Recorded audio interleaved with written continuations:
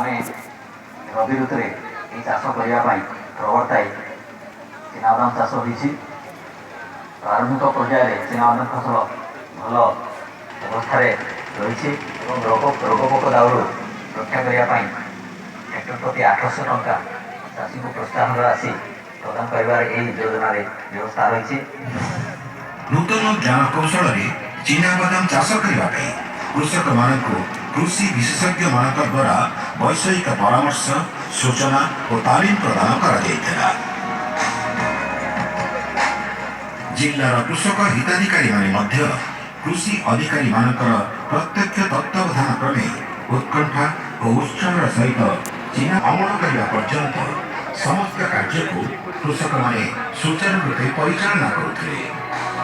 ଖାଦ୍ୟ ସାର ପ୍ରୟୋଗ, ଜଳ ପରିଚାଳନା, ଘାସ ପରିଚାଳନା, ରୋଗପୋକ ପରିଚାଳନା ତଥା ଫସଲର ରକ୍ଷଣାବେକ୍ଷଣ କାର୍ଯ୍ୟକୁ କୃଷକ ଭାଇମାନେ ସଠିକ ଭାବରେ ସମ୍ପାଦନ କରି ଚାଲିଥିଲେ।